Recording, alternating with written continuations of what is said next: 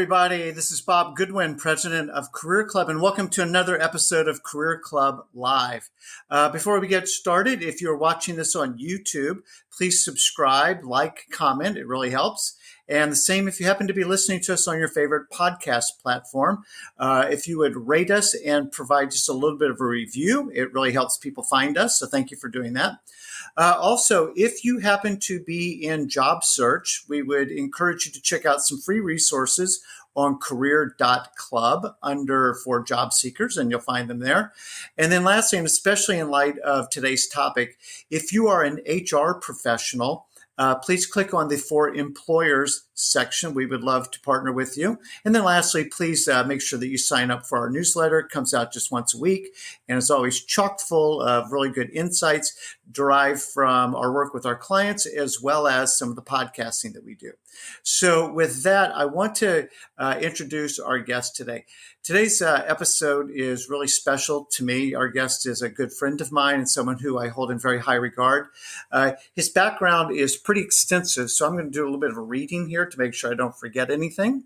So today we have the honor of speaking with Harold D'Souza, a distinguished advocate in the fight against labor trafficking and a beacon of hope for survivors worldwide. Harold's journey is both harrowing and inspiring. Originally from Mangalore, India, he moved to the U.S. in 2003 in pursuit of the American dream. However, this dream quickly turned into a nightmare when he and his family fell victim to human trafficking and debt bondage, a couple topics I knew nothing about before I met Harold. Transforming his personal ordeal into a force for global change, Harold co-founded Eyes Open International, a nonprofit organization dedicated to combating human trafficking through survivor-informed research. His tireless efforts have earned him international recognition, including the prestigious United Nations Human Rights Hero Award just this year in 2023. He's been a voice of change at various esteemed institutions, including Harvard University and the UN. His dedication to this cause is further highlighted by his appointment to the United States Advisory Council on Human Trafficking by President Barack Obama and continued through the Trump administration. An author, a public speaker, and a true warrior in the fight against modern-day slavery, Harold D'Souza's story of resilience and unwavering determination, and I would add optimism, continues to inspire and make a significant impact worldwide. So with that, I welcome Harold and looking forward to delving into your journey and learning from you today, my friend. How are you? Thank you very much, Bob. Happy Thanksgiving. I'm doing fabulous. And thank you for inviting me. No, it's been such a joy getting to know you over the last year. I count you as a friend now. But as I said in the introduction, an inspiration, but also a heavy dose of education. So we're going to go ahead and dive into your story because I want to make good use of the time. Do you mind just telling us a little bit about your life in India, and then when and why you decided to make the move to come to the United States? Yeah, but before you say that, Bob, I don't believe that I'm an inspiration. I always tell that three things. I'm a common man, I'm a failure, and I'm a sinner, which I'll share during my presentation. But in India, growing up as a child, it's every man's dream to go to the United States of America. So even today, going to the US means like going to Swarg, or Swarg in India means heaven or paradise. And they say only God's chosen people get an opportunity to go to the US. So I grew up in a small village, like where my father was a farmer. And for him, education was last in the list. For them, it was like doing agriculture, taking care of the cattle. And so my dad, like growing up, gave us education first on the list, I had a good job back in India, but my trafficker was shopping to get somebody to the US, which I didn't know. So I was invited on an H-1B visa, which is a work visa, on a $75,000 salary per year, plus benefits, which is mucho money, we say. a lot of money. And so I came with that expectation. So I came to the US 20 years back on four things.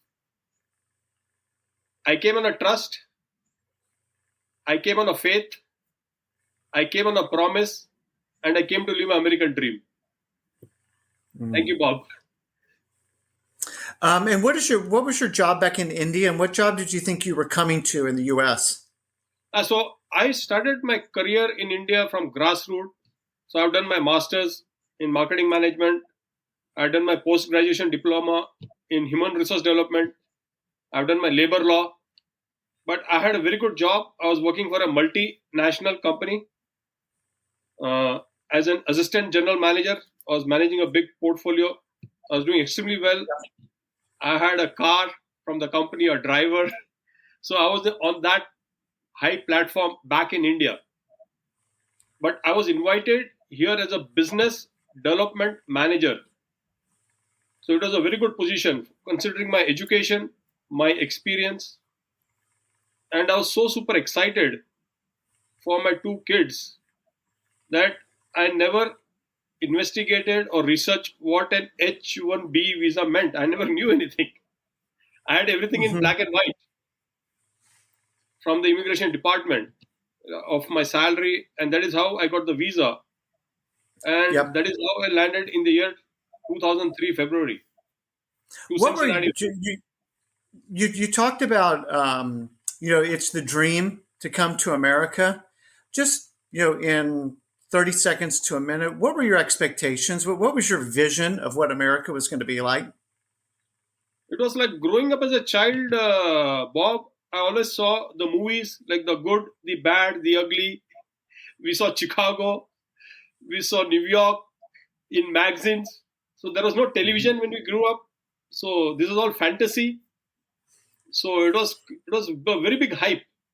It was like really I felt like I was going to heaven because a lot of people was celebrating, my family and my friends, even unknown friends. Well, the Harold, you're going to America. Wow. So you're God's chosen person. And so that created more hype, more excitement for me.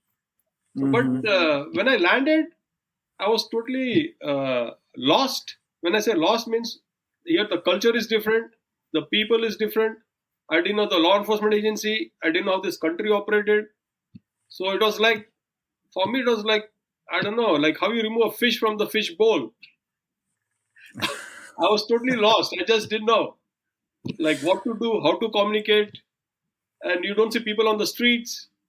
And to be honest, Bob, even today, in many foreign countries, especially like India, people are respect Americans a lot, Mm-hmm. like as a godly figure, as God, like Bhagwan. Bhagwan means God, because a person who is an American, like with a white skin, they think, oh wow, So I always had that. I would say that inferiority complex or self-esteem. So that was the feeling which I had when I came here. Wow. So you referenced your trafficker, and I know we're going to get into this a lot more, but just briefly, what was how did they find you? How did you find them? And you were making the decision to come here. I had no plans to come to the US, and this trafficker was shopping, and he had come to India. He was in Bombay. So by coincidence with some family members, we connected at a restaurant, and he see traffickers are very smart. They're very intelligent. They see much more than any person can see, or even a law enforcement agency can visualize. So he could see my education. I think he could see that I was a perfect fit, and I had no clue. And he said, "Wow, and he might have made a decision." And he was shopping for a lot of people, and I didn't know that for anybody to come to the US for a job, there are certain criteria. Like you have to be educated, you should know English, you should have some job experience. Mm-hmm. After I came here, I realized he did apply for a lot of people to come, but the visa got rejected or denied, which was a blessing for those victims. But in Mm-hmm. my case, it got approved. Okay, so you're married. How old were your two kids at the time? So yeah, so my two sons. my older son was 7 years old and my younger son was 4 years old. But just to take one step backwards, Bob and viewers, Yes. at how a person like me or anyone who is educated can become a victim of human labor trafficking so easily. Just one example. Mine is an arranged marriage. I got married on May 29th, 1994. And my father saw this girl, she was in Bombay, my wife, Dancy, and he recommended, it was not a forced marriage, but there was no photograph. So when I went to see her to her house, I didn't know whom I'm looking. It was total. There was no dating. You can't go out. So, but we just met in their house, had a cup of coffee, and it was agreed mutually by the parents and by me. But I got married on four things, viewers and Bob. Number one, I got married on a trust, a faith, a promise, and a commitment. Mm-hmm. And that is how traffickers are very smart. And that is how I became a trap, because I also went on a trust. I trusted him. And in India, it's a culture. Bob, if my two sons, if they meet you or anybody, they will call you uncle. And if it's your wife, they'll call her auntie. Anybody. Even if he's on the streets, if he's somebody's elder, that is how we have been raised. But that does not mean that's a blood relation, but that's a respect. Yes. So you were inclined to give trust. The guy knew how to gain your trust and get you over here. How quickly did it turn into something very different than what you thought it was going to be? It was within 24 hours of my landing. Or it was basically... Where did you land? Yeah, see, again, it was in Cincinnati, Ohio. At CVG. So this isn't New York. This isn't Chicago. This isn't Miami. This isn't Houston. This is in Middle America, little Cincinnati, Ohio. Yes, and see how I was manipulated, tricked, and trapped. So the day I landed, my trafficker asked me, Harold, are you carrying any cash? And Bob and viewers, I was carrying $1,000 cash from India. And that was a big money for me. And he tells me, I said, yes, I got $1,000 cash. He tells me, Harold, this is America. This is US. You can't keep any cash on you. It is not safe. So I was like, oh, shoot, I didn't know. So I trusted him. And so I gave my cash, all the cash and all the documentation. That is the biggest number one red flag. The biggest mistake I did in my life the first day. Because I trusted him and I thought that it is in the safe custody. Like you keep in a bank locker. And rest is all history. He made us work. I had come here to work for a manufacturing company. It's everything in black and white. I don't want to name it. But then we were made to work in a restaurant. The very first day, the day we landed. And labor trafficking in the United States of America, Bob, happens at 4 places where I got re-victimized. Restaurants, gas stations, convenience stores, motels. It's a $150 billion industry. Say that number again, Harold. How big? $150 billion industry. $150 billion industry. Wow. The risk factor is very thin. The profit margins are very thick. Even today, out of 10, 9 traffickers do not get prosecuted. And I'm very happy and I don't know how to respect you that you're doing this event or program, creating awareness. Because the fear has to be on the trafficker or the perpetrator, not on the victims. And these traffickers are so intelligent. It's a total, very well planned business. They'll provide accommodation within the premises or just 100 meters away. So when I was working at these restaurants, I was not even 50 meters away from the restaurant. So they provided me 1-bedroom apartment. It was just walking distance. So labor is available 24 hours. Yep. The biggest profit in human labor trafficking in the US is labor. And we are not aware of that because we get paid monthly in our country. And he knows that they don't pay you any salary. So lodging, boarding is taken care. Many immigrants who come from Mexico, they come through the border walking, so they do not have a bank account.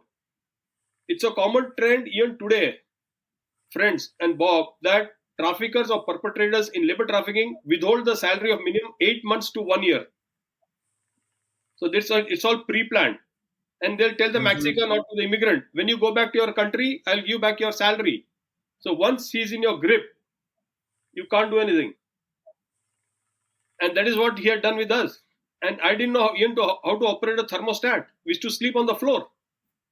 I was going to say, tell people how well furnished your apartment was. We were staying in one bedroom apartment with no furniture. There was no chair. There was no microwave. We used to sleep on the floor. So the floor was of a carpet. But I still remember in 2 weeks, we started working from 14 hours to 16 hours a day, 7 days a week, 365 days. My wife, Dancy D'Souza, was not supposed to work as per the agreement I came, because she was on an H4 dependent visa. So were my kids, which we didn't know what is a H4 dependent visa. So legally she was not supposed to work, but he made her work, and he fixed her salary $2,000 a month. And he says that you have 2 kids, you got to buy a house.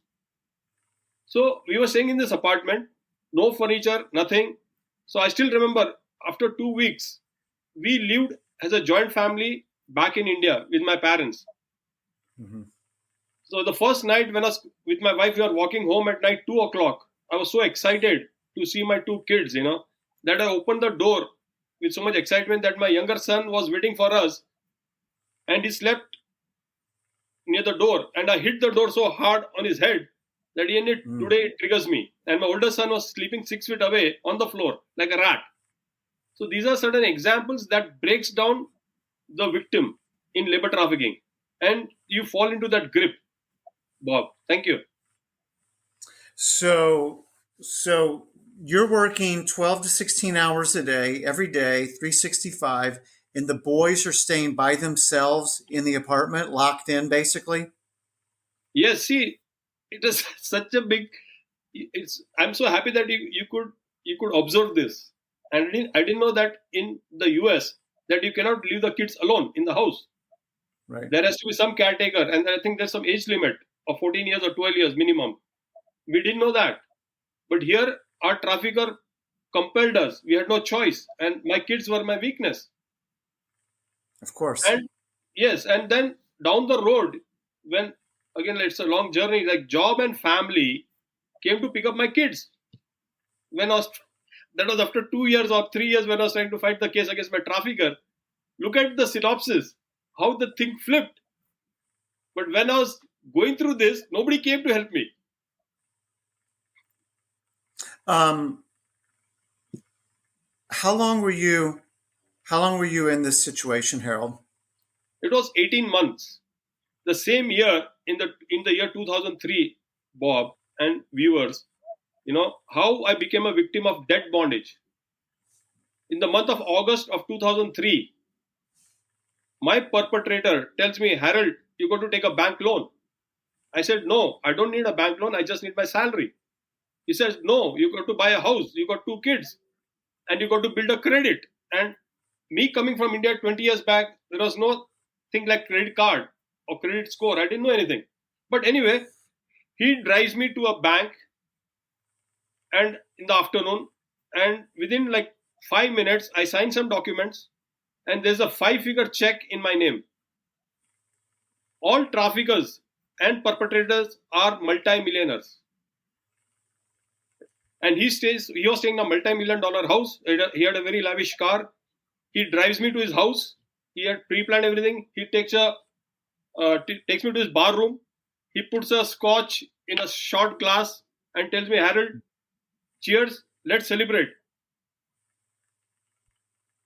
So by the time I gulp the scotch and goes down my stomach, He removes a chit from his pocket and he tells me, Harold, you owe me this money. He flipped in 1 second. I lost four things. I lost my voice. I lost my courage. I lost my hope. And I lost my freedom. And before I could realize what happened to me, and I was thinking, how the hell I'm going to pay back this money? He taps me on the back and tells me, come on, let's go. You owe me much more. So that was dead bondage, which I didn't realize.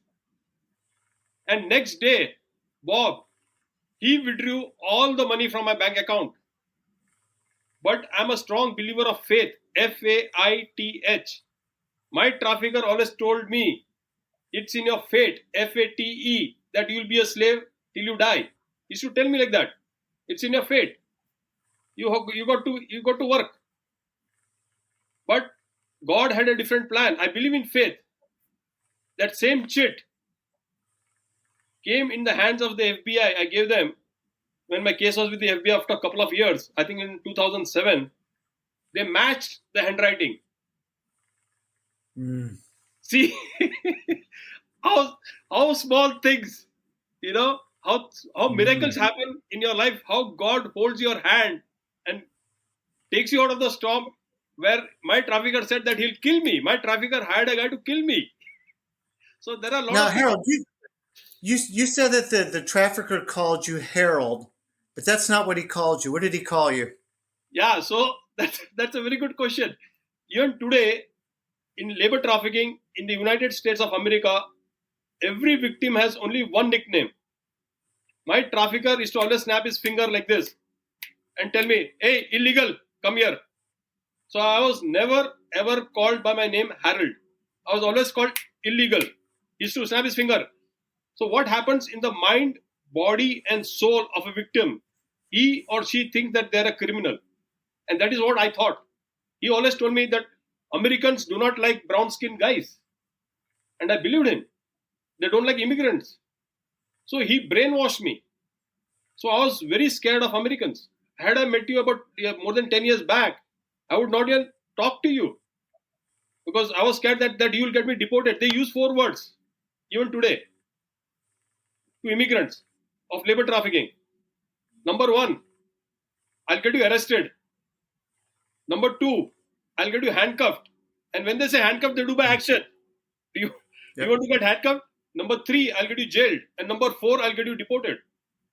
And no human beings, Bob, would like to hear these 4 words.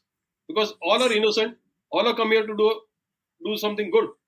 And another thing I realized, which I didn't know, for any common man to survive in the United States of America, you need 4 things. You need a state ID. You need a work permit. You need a social security card. And you need freedom.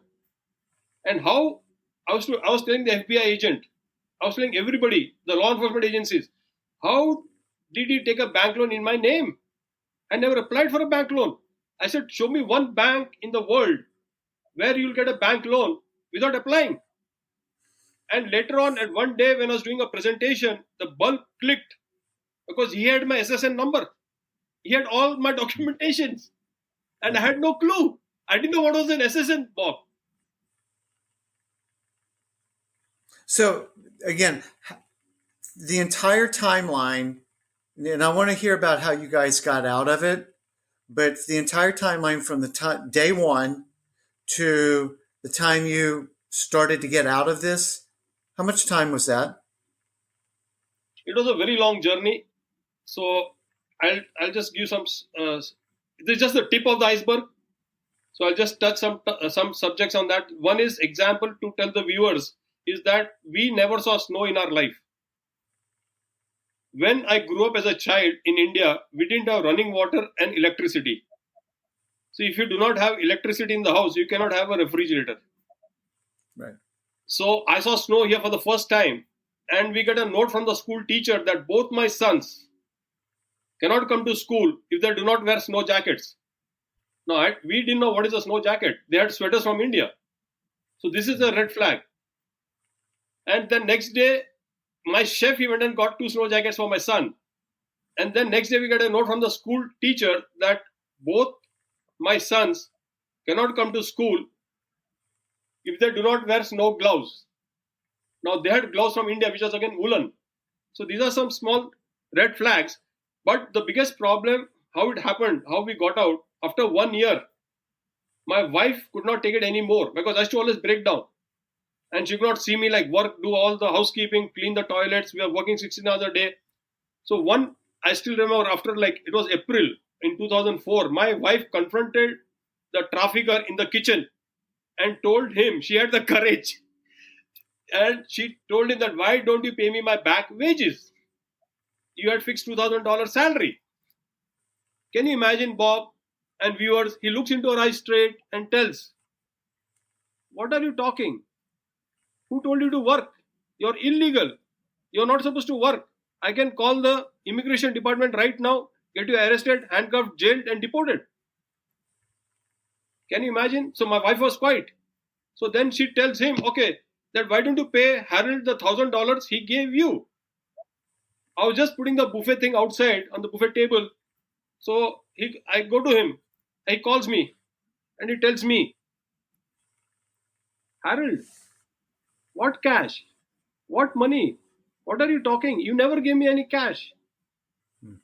So, like, I was like, my emotions, feelings, sentiments were totally destroyed. I don't know how to explain to my viewers that if you lose money in the stock market, in a wrong decision or anything, you don't feel that hurt. This is a question of trust. And how do I prove it? Or what do I say? I was heartbroken. But I always tell, in God's home, there is delay, no denial. My chef, he heard it. And he told me later on, oh my God, you are not being paid because then nobody knew anything much. Well, then you got to run away from here because he was in a similar situation in some other state. And that is how we went to the Blue Ash police station. And then we were directed to the US Department of Labor at the federal building. My wife's case went to the Wage and Hour Division at Columbus. It took a lot of time. He sold the restaurant, kicked us out. And then he wanted us to get out of the country. So my story went from bad to worst. I was running like a rat and he was trying to kill me. He told me point blank, Bob, that I'll kill you. And I could see it. I didn't know whether I'll die today, in the evening, or tomorrow morning. I just want to share one small example with my viewers, which happened in my life, Bob. I always tell, do not be scared what the child speaks. When the child is small, he blabbers something. But be scared what the child sees and what the child hears. So I was telling my wife in the afternoon, I had lost almost 50% of my weight, that I'm going to die. So my younger son, Rohan, was playing on the floor, Bob, facing the wall. And then I get a tap behind after like 10 seconds and I look. And he tells me, Dadu, if you die, who will take care of my schooling? Who will take care of me? I look into his eyes. It was like God talking to me. And that is when I realized that, I got to fight. I got to live. I cannot run away from the situation. So this is all a long journey till my case went to the FBI in 2007. And that was one of the first case of an H-1B visa. But see again, Bob and viewers, they thought it was a case of back wages. And that is why we are creating awareness on human labor trafficking. So being trauma informed, being survivor informed is very important. I always tell that trauma has no expiration date. Say that again. I always tell that trauma has no expiration date, because you think I don't get triggered, I am also a human being, but I decided, either I had to live or die. I decided I'll live. Either I had to live in hurt or happiness. I decided I'll live in happiness. I had another two choice, whether I had to live in pain or pleasure. I decided I'll live in pleasure. Whether I had to live in fear or freedom. I decided I'll live in freedom. But then it is like running a marathon. I've got to work on this every day, every minute. to keep my mind in a positive way. It does not happen. You got to work for it. That's why I like to join the prayer group every Tuesday, and then I go to church whenever I get time. I'm a strong believer of faith. I go for walks. I try to work with victims, and because when I see anybody smile, getting freedom, it gives me a lot of joy. Like Mother Teresa always said, "Do not waste time judging people. Just love them." So just because somebody looks very shabby or is a brown skinned guy, you don't know what is going on in his mind, body, and soul. His behaviors might be negative, but his intentions might be good. We have to look at his intentions. We have to look at his heart. We have to look at his feelings. Thank you. Yeah. To come out of your experience that you've had with that kind of an attitude is amazing. Very quickly, will you share with viewers and listeners, how you got out, and then how that transitioned into, being identified by President Obama, and just kind of what's transitioned out of, this horrible situation and how it's led you to where you are today? Yeah, so I used to go to church at the Saint Xavier Parish, and then one of the parishioners told me to go and do a program at Cincinnati Works in downtown, and I did my program there, and I didn't know that I didn't have any work permit, nothing, and that is where I met one of the members of them. I would like to take her name. Her name was Jody Dries Ganot. She's an attorney now, and she was a lawyer. She took one of the classes and said that if anybody has any problem, they'll help. So that was the first light. I went to her, and rest is history. Then she got me connected with the White House, not with the White House, or with the FBI. So my case went to the FBI, but they all navigated me to FBI. Once my case was with FBI, they granted me CP, continued present status. So many viewers, they don't know that even if you don't have a passport, nothing, no documentation, but if you're a victim of labor trafficking, he or she is entitled for continued present status. After that, they're entitled for a U visa or a T visa, then a permanent residency card, and then eventually the US citizenship. That is the path I walked. Yes. And now I can do the talk. So you got out of this whole situation in 2007. Is that correct? Yes, the process started with the FBI. They were very fast. They did all the investigation. I was very scared. I was told that I'll get jailed, I'll get deported, because my case was with FBI. So that I was not coming out openly with the FBI agent because I always had the fear. And the FBI agent, special agent, knew that. I think she did her investigation. And I just want to give an example. Like, she came to my house, and where my wife was sexually abused, and she came to know through her investigation. So she came with another investigator, and they came to my house, and it was a very emotional scene that day to cross-verify that this happened, because we never spoke about that. And I just want to tell that this FBI agent was so strict or so professional. Once she realized that we are victims of human labor trafficking, she flipped, Bob. She always came to me like Mother Teresa. Yeah, so and once she came to my house, and then she realized that I was scared. She could see my body language. She went out. What made her happen, I don't know. She came back, she knocked, and then she told me, "Harold, I'm here to help you, to get your permanent residency card, to get you freedom. I'm not here to deport you or jail you. Do whatever you want to support your family." Because I was working at a store under table with cash. And I was thinking that if she comes to know, she'll prison me. But she said, "I'm only here to help you. I don't care what you do to support your family." That touched my heart. And second time she got food for us, Indian food. And that is how slowly, gradually, we started building trust on the FBI agent. That she's genuinely trying to help me and not deport me or not to put me in prison. And she was very honest lady. Because my trafficker said that I have greased the palm of the law enforcement agency.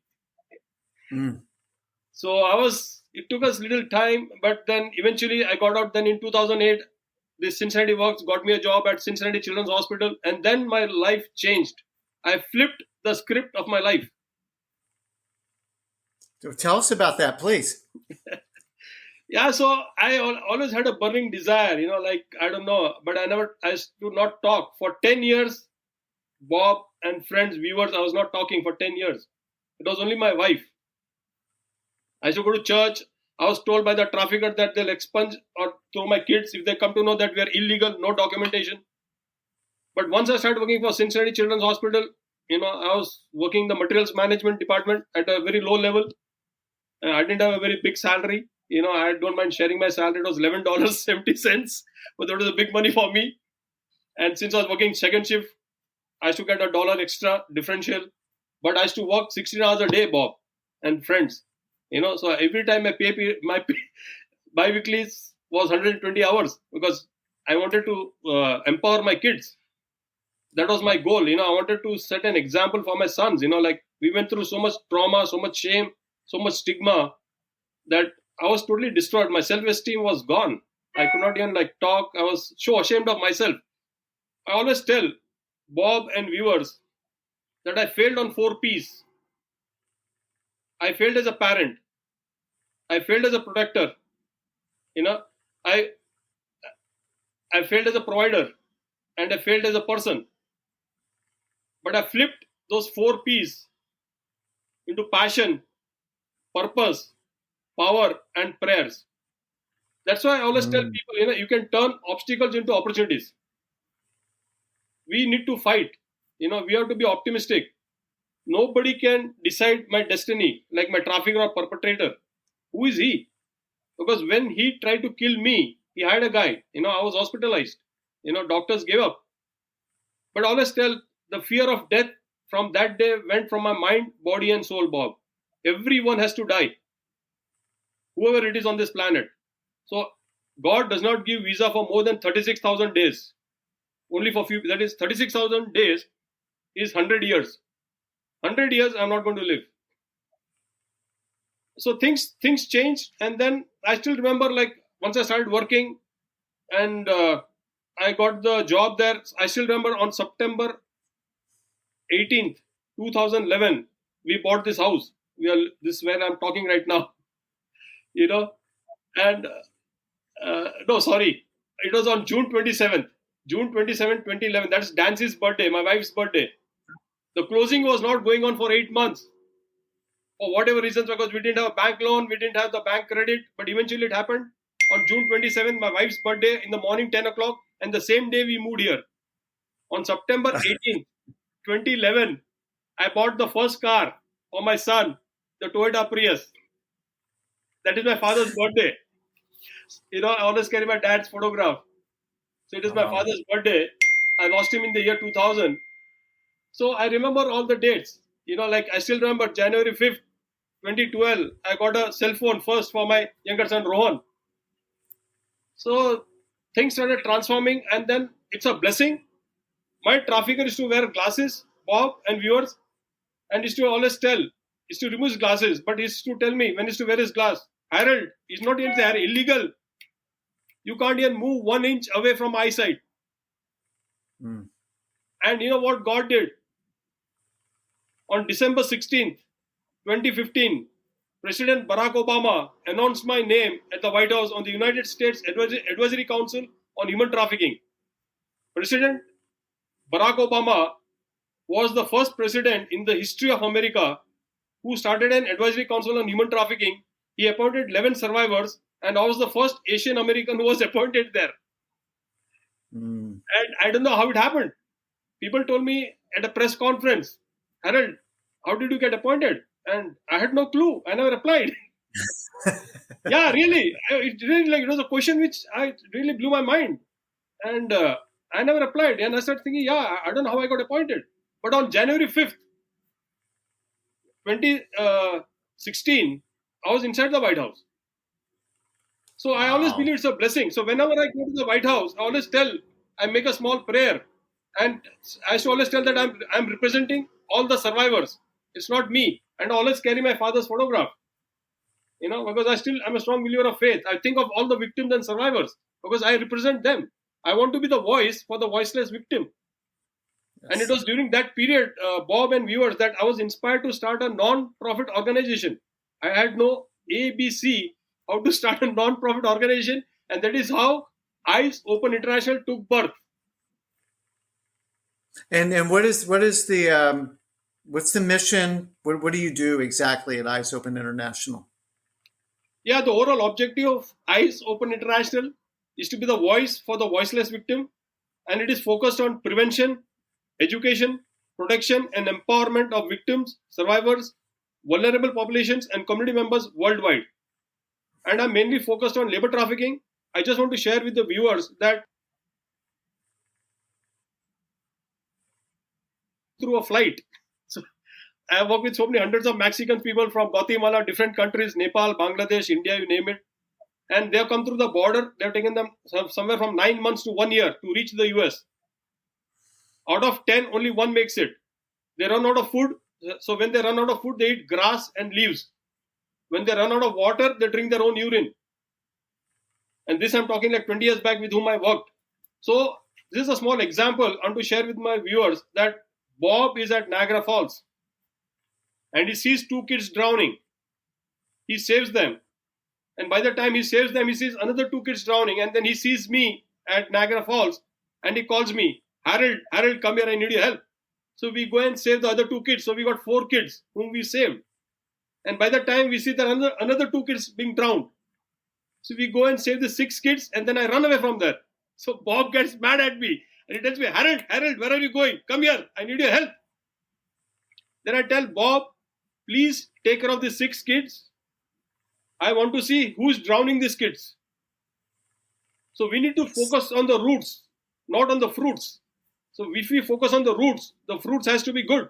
So that is the reason I have done a research here that in the United States of America, friends, that there is no full stop or a stop on labor trafficking. To create a stop, we have to go to the source countries like Mexico, Guatemala, India, Pakistan, Nepal, and tell people, please do not enter the United States of America illegally or through shortcuts or do the do's and don'ts. So always tell, if you enter America legally, it is heaven. If you enter America illegally, it is hell. So always I promote in my talks, that if you or anyone you suspect is a victim of human labor trafficking, sexual abuse, or LGBTQ harassment, please call in the United States of America 1-888-373-7888. That's the National Human Trafficking number. You will never get prosecuted. You will be saved. And same way, if you're in Canada, you call 1-833-900-1010. So there are resources available. And we'll put those numbers up. We'll put those numbers in the show notes, and we'll also put it up on the screen later on. So thank you for sharing that. You mentioned earlier, Harold, and this is even in the introduction, because I've got a lot of people who follow me who are HR professionals. And I think about, what did you tell me? You said restaurants, hotels, gas stations, convenience stores, motels. Gas stations and convenience stores. Right. So how can people make sure that the people that they're hiring are actually not people that are coming to them through the human trafficking, the labor trafficking supply chain? That's a very good question, Bob. Like in this particular profession, you're talking about this recruitment agencies or companies. This is the 4 areas where I got re-victimized, but I just want to share you where, again, many companies, I don't want to name it, which you will get it, like multinational companies in the US, they outsource. For example, even for employment for their IT jobs. One example, I get a lot of calls. Number 2, for housekeeping. Maybe banks, they outsource it to a legitimate organization. But this organization should be investigated whom they're employing. This organization employ undocumented people. And they don't even pay them 1/4 of the salary. And they do all this work of cleaning up, doing stuff. I want to give an example where I was utilized, where my wife and myself, we worked not for a financial institute, for somebody where you pick up stuff and you go and deliver it to some other location. Yeah. Okay, I don't know to name it, but the person who was allotted was getting $20 plus. we were paid $7.25. But these all things happen. So this is a very good point. So I always believe that it's good those organizations get the contract for millions of billions of dollars, but when they are outsourcing to other people, they have to ensure that they are being paid. Who are those employees? And that needs to be done. One of the things that you taught me, Harold, and I want you to share with people is, I think hopefully everybody who's listening to this will be appalled that this is even happening, and that if you have an inclination, like you see somebody, you gave the phone number, so I want to make sure that we don't forget that, and maybe even you repeat it again. But if you see somebody in a hotel, restaurant, convenience store, gas station that you suspect is a victim of human trafficking, if you approach them and say, hey, you look like you might be in trouble, can I help? What is their reaction likely going to be based on the brainwashing? I think at the first appearance or first meeting or even second meeting, if you ask them that you're a victim of human trafficking, I want to help you, they'll say no. Their body, because number one is the question of trust. Number two, that victim himself is not aware that he or she is a victim of labor trafficking. So you have to understand that. I want to just give a small example. If you meet a Mexican on the road or somebody walking, and you ask him, "Yeah, kapasa amigo," he'll say, "Good, man." Then I said, "Where do you work?" He said, "I'm working at so and so restaurant." I said, "Oh, mucho trabajo, right?" He said, "No." He'll say, mucho trabajo, poquito dinero." So then you ask him, "What do you do?" He said, "I'm working as a dishwasher." I said, "Oh, good, man. And how much salary you get?" He said, "I get $200. Oh, I said, "Wow." So you get it like weekly? He says, "No, I get it like monthly." Then I said, "Oh, so you work only 5 days a week?" He says, "No, I work 7 days a week. So no weekly off. So what time you go to work?" He says, "I go in the morning 9 o'clock, come back at 10, 11. So if you calculate that, how many hours he's putting in a week and into a month, then he's not even getting $5 per hour and no overtime. But he's not aware. So he's being exploited.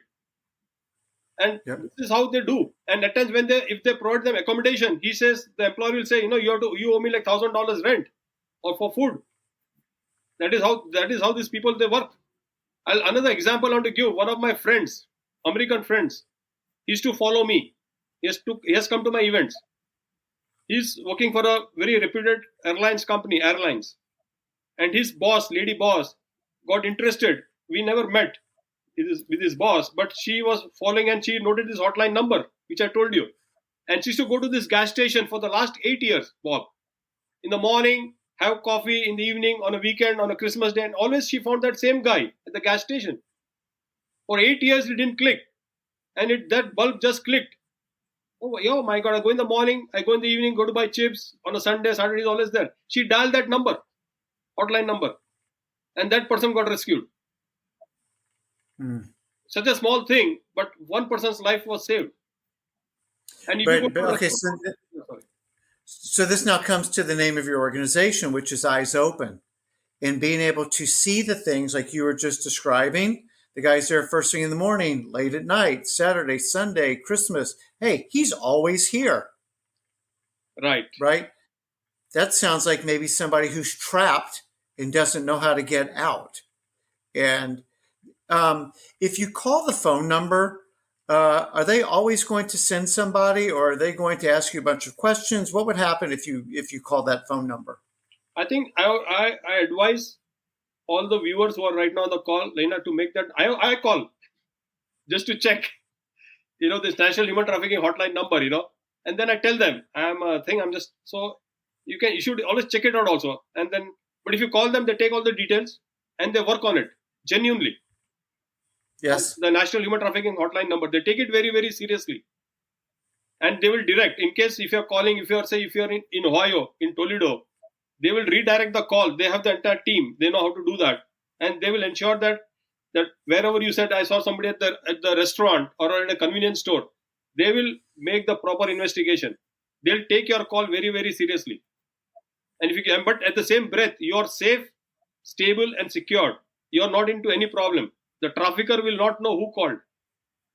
So that is Got it. another thing. So you don't land into any problem, but the same breath you're saving somebody's life. I can't think of a higher calling. Harold, is there, I mean, I know there is. I'm just trying to be mindful of the time because we could go on for more hours. The work that you're doing, like you say, you're saving lives and you're driving awareness and initiatives. I know you also serve the governor in the state of Ohio in the same capacity as an advisor. What else would you have us know as we start to bring this to an end? And I think particularly how people again can help, how people can get involved with Eyes Open International. How can people take this, story that you've told us today and do something? Yeah, I just want to one, first of all, thank you very much, Bob, for inviting me on this particular platform. I just want to suggest to the viewers that be alert. Remember this. Save the hotline number on your cell phone. Number one. Number two, follow Eyes Open International. It's a non-profit organization. We are coming out with a very big conference on January 18th in Cincinnati. I'll share the flyer with you. It's the first conference, I think, organized by a survivor of labor trafficking. And we heard from Department of Defense, Pentagon top delegate coming as a keynote speaker. We are from the Attorney General's office. We have Dr. Kalyani Gopal. We have Hriday Rawal from India who's visiting us to do a presentation there. Wow. By attending this conference, you can understand that what an individual can do. I just want to share, Bob, like you are taking this personal interest. It's not that every time you have to give money, donation for a non-profit. I'll give a classic example. My victims of human trafficking, whether it is sex or labor, they get 4 things complimentary: diabetes, blood pressure, dental and vision problem. My dental was all gone. I didn't know. And when I went to a normal dentist, they said that it's out of my control. You have to go to a periodontist. So anyway, to cut the long story short, I went to this periodontist. His doctor's name is Dr. Scott Silverstein. It was, I think, almost more than 10K, the amount. And I was thinking, at no medical, I was thinking, what I'm going to do. But can you imagine, viewers, how a human being, such a high profile doctor, Dr. Scott Silverstein, I always say, he did it everything free, very passionately, even till today.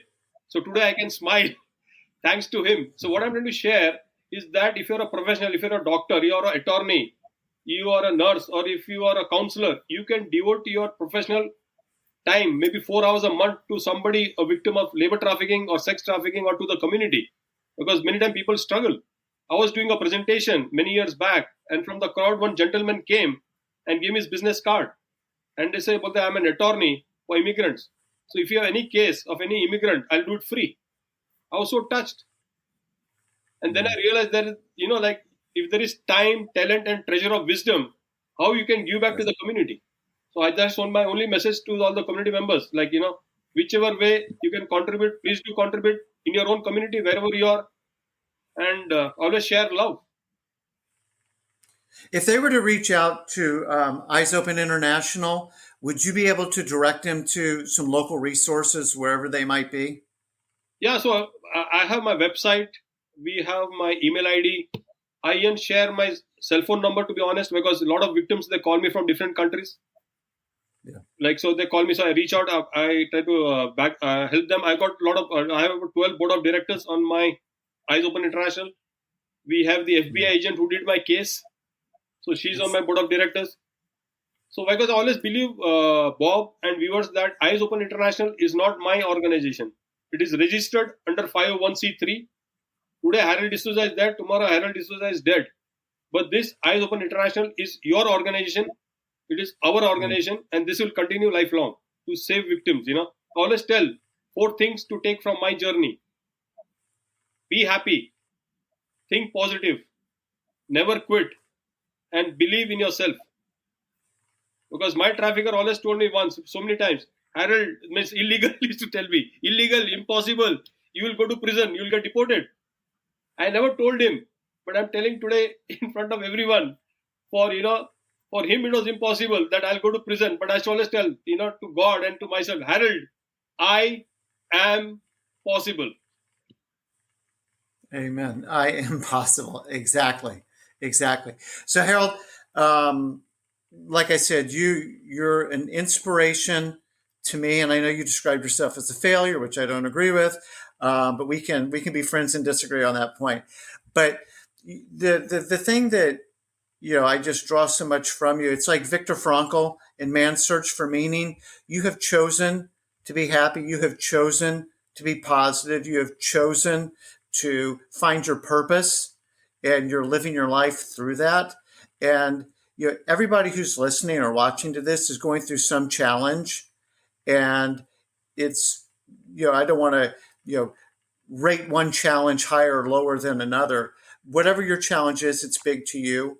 But to listen to your story and everything that you and your family have been through, and that you emerge from this stronger, positive, and we left it. One of your high honors and bits of note is you became a citizen of the United States this year. Yes, Very true. Congratulations. Yeah, thank you very much. I'm very proud US citizen, and that means a lot to me. Well, we're very proud to have you as a U.S. citizen. So thank you for not losing faith and trust in this country because of a bad actor who doesn't represent what this country is really about. But Harold, I value your friendship very much. I appreciate your courage and your willingness to share your story with everyone. And if you are a listener, a viewer of this, I just can't encourage you enough to check out Eyes Open International. And as Harold said, whether it's your time, your talent, your treasure, your wisdom, which is a great ad. I didn't know that one before, but to be able to give what you do have to help people who are helpless and need any kind of assistance that you can provide to them. But with that, I'm going to go ahead and wind this down. Thank you again, Harold. I just have so much love and admiration for you. And thank you again for sharing your story today. Thank you, Bob Goodwin.